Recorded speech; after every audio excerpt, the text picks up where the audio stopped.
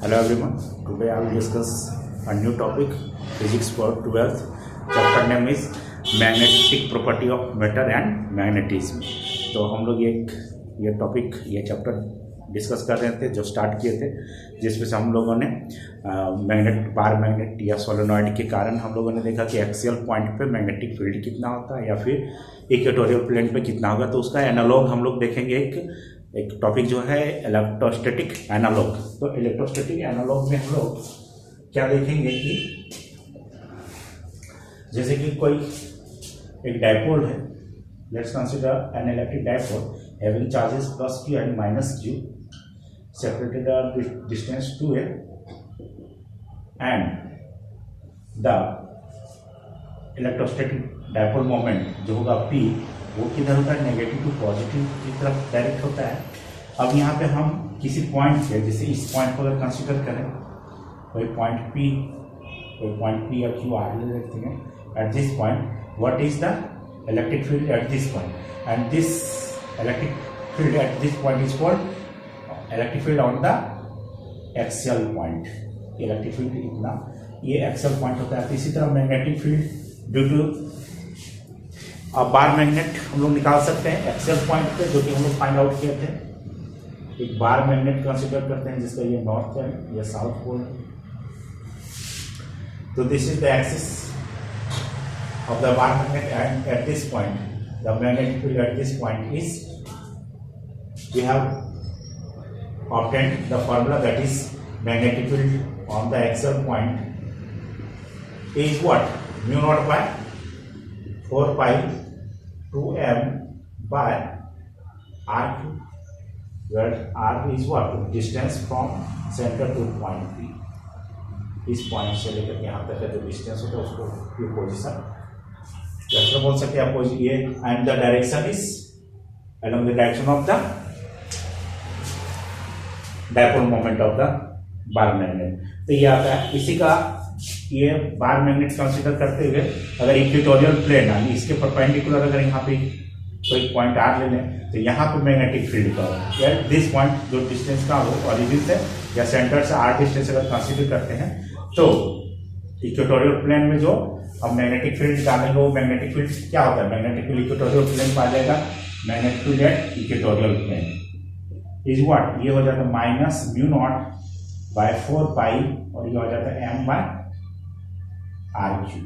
This is and here minus n because of the direction of the magnetic field is opposite to the direction of the magnetic moment. तो magnetic moment के opposite direction में यहाँ पे हो जाता है, because ये north pole है तो मैग्नेटिक फील्ड इस डायरेक्शन में इस तरह से आएगा, ये this is the direction of magnetic. और ये जो साउथ पोल होता है इसके कारण जो मैग्नेटिक फील्ड यहाँ पे इस तरह से आएगा यहाँ पे, और ये यहाँ पे इस तरह से आएगा। तो यहाँ पर भी तो इस तरह से आएगा मैग्नेटिक फील्ड, तो यहाँ पे मैग्नेटिक फील्ड इस तरह से करेगा। तो नेट मैग्नेटिक फील्ड क्यों होता है, इस डायरेक्शन में जाएगा, जो ये डायरेक्शन हो जाता है magnetic field at this point the equatorial plane. और ये क्या हो जाता है, ऑपोजिट होता है dipole moment, magnetic moment M का इस डायरेक्शन में हो जाता है। तो ये ऑपोजिट डायरेक्शन में आ जाता है mu naught by 4 pi into m by r cube, that is magnetic field on the equatorial plane आ जाता है। अब एनालॉग का क्या है कि इलेक्ट्रोस्टैट में हम लोग कंसीडर करते थे जैसे इलेक्ट्रिक फील्ड। अब यहाँ मैग्नेटिक फील्ड, मैग्नेटिक केस में क्या यूज करेंगे, magnetic field B. Electric field में जैसे कि हम लोग डायपोल मोमेंट पी यूज करते थे, यहाँ पे मैग्नेटिक डायपोल मोमेंट को एम से डिनोट करते हैं। और फिर वहां पे हम लोग यूज करते थे कांस्टेंट जो था 1/4 पाई एप्सिलॉन नॉट, यहाँ पे यूज करें क्या, म्यू नॉट बाय 4 पाई। फिर यहाँ पे जो था magnetic field at the axial point वो कितना है, mu naught by 4 pi 2m by r cube दिया जा रहा है।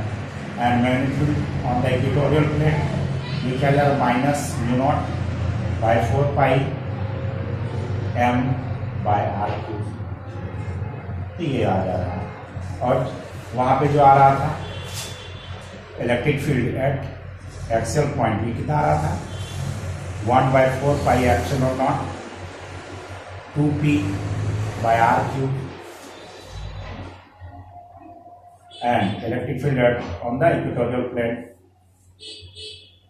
ये कितना आ रहा था 1/4πε0 p/r³, लेकिन ये क्या आ रहा था माइनस नेगेटिव का मान आ रहा था।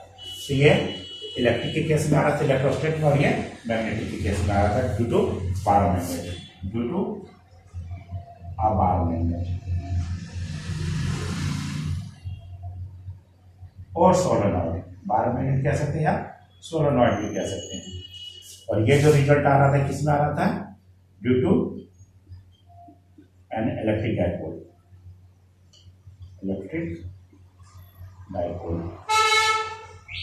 ये इलेक्ट्रिक डाइपोल था, ये plus minus charges electric dipole के कारण हमें एक्सियल पॉइंट पे या इक्वेटोरियल प्लेन पे ये हमें रिजल्ट मिल रहा था। तो ये इलेक्ट्रोस्टैटिक एनालॉग था। अब हम लोग डिस्कस करेंगे Gauss's law, that is magnetic flux के बारे में हम लोग डिस्कस करेंगे। तो व्हाट इज मैग्नेटिक फ्लक्स? तो हम लोग मैग्नेटाइजेशन है magnetic flux.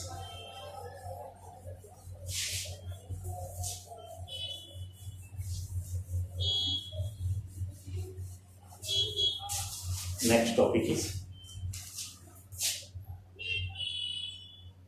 Magnetism and Gauss's law. तो गॉसेस लॉ का हम लोग इलेक्ट्रोस्टैट में देखे थे कि गॉसेस लॉ के अकॉर्डिंग क्या था कि जो भी इलेक्ट्रिक फ्लक्स जो होता है due to a close surface, तो मैग्नेटिक फ्लक्स क्या होता था Q by that is magnetic electric flux that is phi E जो आ रहा था, phi इक्वल टू कितना आ रहा था Q enclosed by epsilon not. ये आ जा रहा था मैग्नेटिक इलेक्ट्रिक फ्लक्स। और इलेक्ट्रिक फ्लक्स एक्चुअली क्या था electric field dot close surface. तो दोनों का क्या था डॉट प्रोडक्ट था। इसी को हम लोग क्या लिख सकते थे डेल्टा phi E यहाँ यूज करते थे इलेक्ट्रिक फील्ड के कारण, और ये इतना आ रहा था। यही चीज को क्या लिखते थे Q delta Q Q enclosed ये डिवाइडेड बाय एप्सिलॉन ये आ जा रहा है। तो in case of electrostatics Gauss's law of electric flux is Q inside and enclosed by epsilon. तो कोई भी सरफेस एरिया है जैसे कोई स्फेरिकल सरफेस है और यहाँ चार्ज कुछ है Q, और इस चार्ज के कारण यहाँ जो इलेक्ट्रिक फील्ड आएगा, इलेक्ट्रिक फील्ड जो पास करेगा ये पूरे सरफेस पे, ये सरफेस क्या है ये surface 4πr² and 4πr² why because this is the Gaussian surface. यहाँ पे क्या था गॉसियन सरफेस कंसीडर किया था। तो ये गॉसियन सरफेस के थ्रू जो इलेक्ट्रिक फील्ड जो आउटवर्ड डायरेक्शन में होगा और या इलेक्ट्रिक फील्ड जितना पास होगा थ्रू दिस गॉसियन सरफेस, उसी का डॉट प्रोडक्ट अगर हम लोग करते हैं तो दैट मीन्स छोटे छोटे सरफेस एरिया अगर हम कंसीडर करते हैं और सारे का क्या करते हैं एडप्ट करते हैं या सम करते हैं समेशन यूज करते हुए, तो ये क्या जा रहा है Q इनसाइड बाय या Q enclosed by epsilon naught आ रहा है। इसी तरह से हम लोग यहाँ कंसीडर करेंगे क्लोज सरफेस। कोई भी क्लोज सरफेस कंसीडर करते हैं, उसमें से एक क्लोज सरफेस है जिसको हम लोग बोल सकते हैं M गॉसियन सरफेस, और S इस क्लोज सरफेस को क्लोज लूप को सरफेस को हम लोग डिवाइड कर सकते हैं छोटे छोटे सरफेस एरिया में, जिसमें से हम लोग एक सरफेस एरिया कंसीडर कर सकते हैं डेल्टा S, और इस सरफेस एरिया का डायरेक्शन मान लेते हैं this is the direction of surface area which is unit vector, this is the direction unit vector। अब यहाँ एक यूनिट मैग्नेटिक फील्ड कंसीडर करते हैं, this is the magnetic field P and the angle between the magnetic field and the small surface area delta S is theta। तो यहाँ पे हम लोग निकाल सकते हैं मैग्नेटिक फील्ड। तो मैग्नेटिक फील्ड कैसे निकलेगा, मैग्नेटिक फ्लक्स, तो मैग्नेटिक फ्लक्स कैसे निकलेगा। तो ये जो सरफेस एरिया है तो यहाँ पे मैग्नेटिक फील्ड जो दिया गया है इस तरह से लेंगे,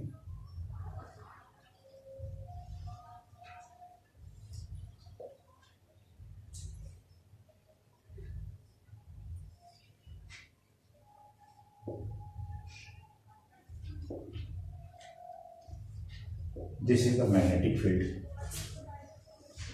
This is the magnetic field. That is, a closed surface is placed under the influence of external magnetic field B, and the closed surface is divided into smaller and smaller surfaces areas. And let's consider one surface area, that is delta S, and the direction of the surface is n, and this makes an angle theta with the magnetic field. Then, according to Gauss's law, that is the magnetic flux phi b.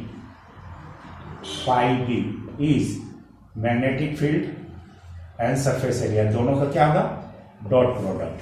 अब ये सारे small surface area के कारण जो magnetic field होगा, magnetic flux होगा, that is total magnetic flux phi B is equal to what? Summation of all delta phi B, और ये इक्वल टू कितना हो जाएगा यहाँ पे?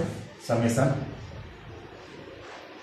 ऑल के लिए magnetic field dot surface area, और ये क्या आ जा रहा है? ये जीरो आ जा रहा है. That means the net magnetic flux through a close surface, ये छोटे छोटे सरफेस एरिया को जोड़ते जाएंगे, और पूरे के कारण अगर हम मैग्नेटिक फ्लक्स निकालेंगे तो ये क्या आ जाएगा? फाई 1, फाई 2, फाई 3, फाई 4, इस तरह से जो टोटल मैग्नेटिक फ्लक्स होगा वो क्या हो जाएगा? जीरो हो जाएगा. तो यहाँ पे जीरो आ जा रहा है. दैट मीन्स कि यहाँ से कोई मैग्नेटिक फील्ड जो हो रहा है उससे होकर के पास नहीं हो रहा है. दैट मीन्स कि वहाँ पे कोई चार्ज या कोई इस तरह का कोई मैग्नेटिज्म मटेरियल है नहीं, जिस कारण से क्या मैग्नेटिक फ्लक्स कुछ आएगा. तो यहाँ क्या आ जा रहा है? जीरो आ जा रहा है. तो यहाँ पे हम लोग देखते हैं कि द टोटल या net magnetic flux through a close surface is zero. This is the Gauss's law, और ये गॉसेस लॉ ने बताया था. तो ये है. नेक्स्ट हम लोग टॉपिक डिस्कस करेंगे magnetization and magnetic intensity.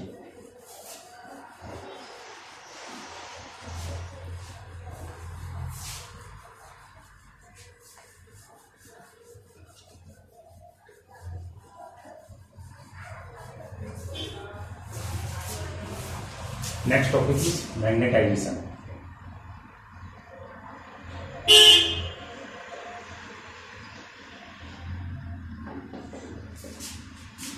And magnetic intensity. Magnetic intensity.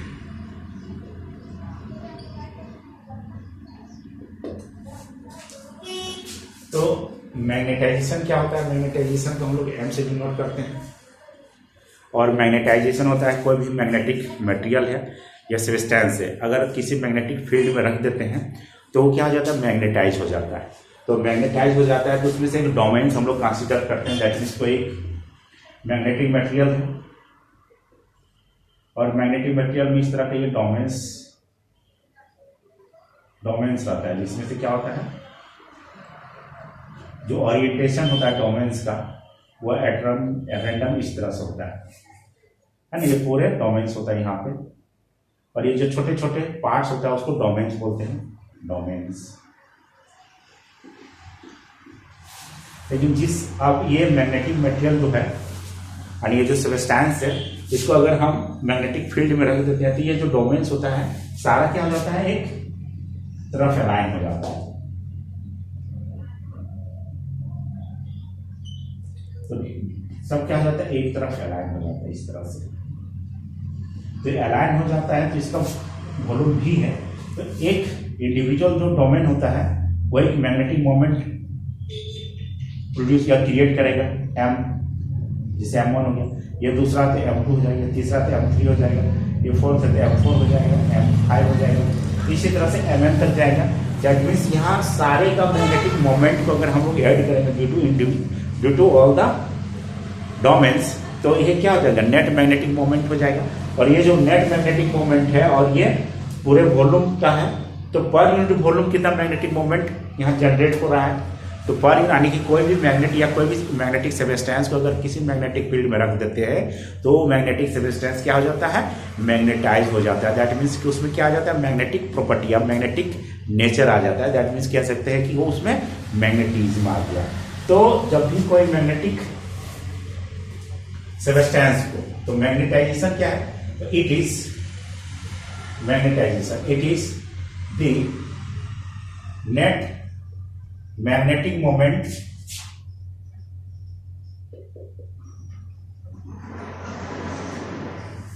पर यूनिट वॉल्यूम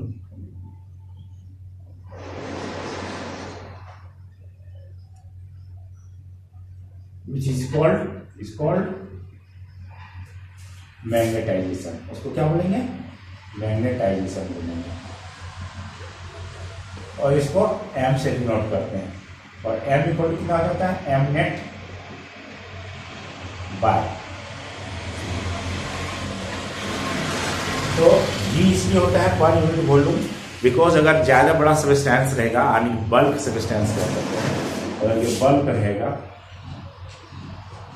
यानी बहुत बड़ा रहेगा तो क्या हो जाएगा? अगर ये मैग्नेटिक फील्ड अगर यहाँ जो रखा गया है, अगर मैग्नेटिक फील्ड उतना स्ट्रॉन्गर नहीं है वीक, तो ये धीरे धीरे मैग्नेटाइज हो जाएगा। दैट मीन्स कि अगर स्मॉल सब्सटेंस रहेगा और मैग्नेटिक फील्ड रहेगा तो क्या हो जाएगा? उसमें मैग्नेटिज्म आ जाएगा और जल्दी मैग्नेटिज्म आ जाएगा। दैट मीन्स जितना बड़ा सब्सटेंस रहेगा उसके अकॉर्डिंग क्या हो जाएगा? मैग्नेटिज्म उसमें आएगा, मैग्नेटिक नेचर आ जाएगा। दैट मीन्स ये मैग्नेटाइजेशन जो है वो क्या है? Net magnetic moment per unit volume है, तो ये इसको मैग्नेटाइजेशन बोल सकते हैं। फिर हम लोग यहाँ पे देखेंगे मैग्नेटिक इंटेंसिटी क्या होता है। तो मैग्नेटिक इंटेंसिटी और मैग्नेटाइजेशन में भी कुछ रिलेशनशिप है, वो चीज हम लोग यहाँ एस्टेब्लिश करेंगे। अब इसका ऐसा यूनिट क्या हो जाएगा? इसका ऐसा यूनिट, तो मैग्नेटिक मोमेंट जिसे होता है m का जो वैल्यू होता है I इंटू ए होता है। तो I मतलब एम्पियर यूनिट, और एरिया का क्या आ जाता है? मीटर स्क्वायर हो जाएगा। तो एरिया मीटर स्क्वायर आ गया। तो यहाँ पे क्या आ जाएगा?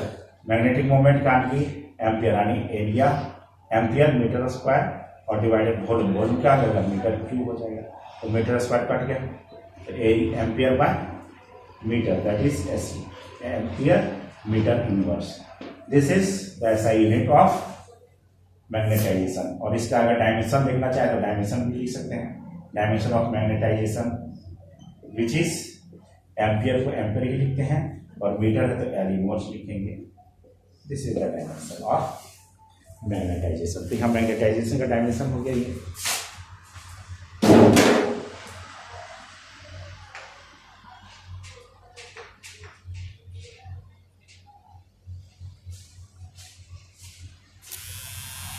तो नेक्स्ट टॉपिक हम लोग डिस्कस करने जा रहे हैं